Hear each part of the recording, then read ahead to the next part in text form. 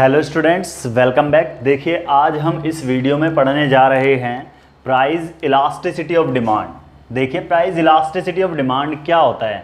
First of all, it is the measurement. ये measurement को show करता है। किसके मेजरमेंट को शो करता है? जब प्राइस इलास्टिसिटी ऑफ डिमांड है तो भाई प्राइस के और डिमांड के रिलेशनशिप को शो करेगा मेजरमेंट को। तो it is a measurement between percentage change in quantity demanded and percentage change in price के मेजरमेंट को हम क्या कहते हैं? Price elasticity of demand. देखिए students, there are three method of price elasticity of demand. हम प्राइस इलास्टिसिटी ऑफ डिमांड के three methods के बारे में पढ़ेंगे इसमें।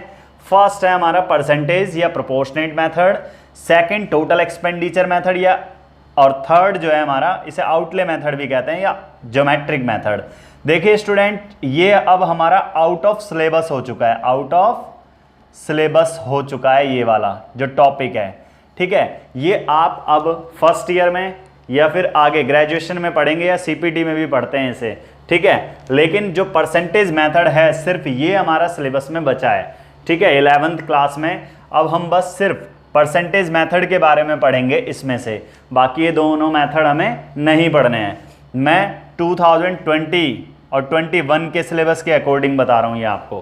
देखिए, it is a ratio between percentage change in quantity demanded. ये रेशो को शो करती है। परसेंटेज मेथड क्या होता है? सबसे पहले हम परसेंटेज मेथड पढ़ रहे हैं। It is a ratio between percentage change in quantity demanded and percentage change in price. भाई मैंने डेफिनेशन जो स्टूडेंट ऐसे लिखी है, ED is equal to minus percentage change in quantity demanded and percentage change in price. इसके according मैंने definition लिखी है, आप चेक कर सकते हो। It is a ratio between percentage change in quantity demanded and percentage change in price. अब मैंने यहाँ पर माइनस का साइन लगाया। देखिए स्टूडेंट, प्राइस और क्वांटिटी डिमांड में इनवर्स रिलेशनशिप पाया जाता है। अगर प्राइस राइज होते हैं तो डिमांड फॉल हो जाती है, प्राइस फॉल होने पर डिमांड राइज हो जाती है। इनवर्स रिलेशनशिप होने की वजह से इसमें हम यहाँ पर माइनस का साइन लगाते हैं। देखिए, आप याद रखिए, percentage change in quantity demanded is equal to Q1 minus Q upon में Q इंटू में 100 होता है। अगर आप percentage change in price calculate करेंगे तो वो P1 माइनस P अपॉन में P इंटू में 100 होगा। तो देखिए, अभी मैंने आपको फॉर्मूला बताया students, ED is equal to minus percentage change in QD upon में percentage change in price. QD का मतलब क्वांटिटी डिमांडेड।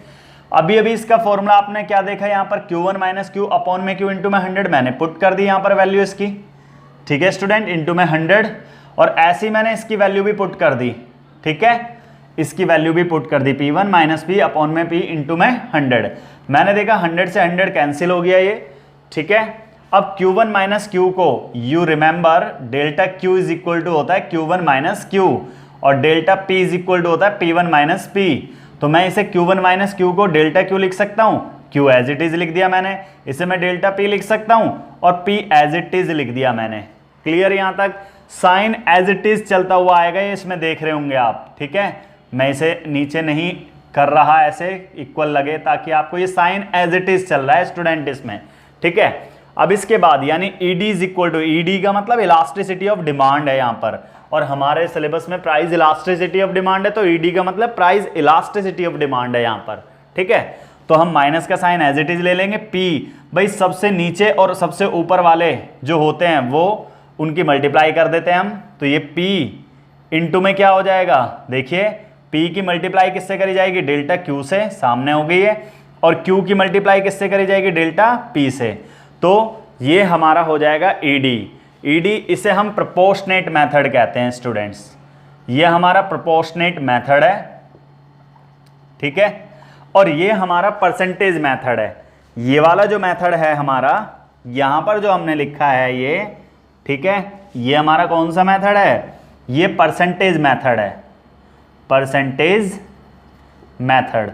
और वो हमारा प्रोपोर्शनेट मेथड है। अगर एग्जाम में लिखा हुआ आता है यूजिंग परसेंटेज मेथड, तो आपको इसी मेथड से फॉलो करना पड़ेगा, इसी मेथड को फॉलो करना पड़ेगा। पहले आप परसेंटेज चेंज इन QD निकालेंगे, परसेंटेज चेंज इन प्राइस निकालेंगे और इसमें वैल्यू पुट कर देंगे और आंसर आ जाएगा आपको। अगर आपका क्वेश्चन लिखा हुआ आता है यूजिंग प्रोपोर्शनेट मेथड, तो आपको प्रोपोर्शनेट मेथड ही यूज करना पड़ेगा। ये हमारा प्रोपोर्शनेट मेथड है।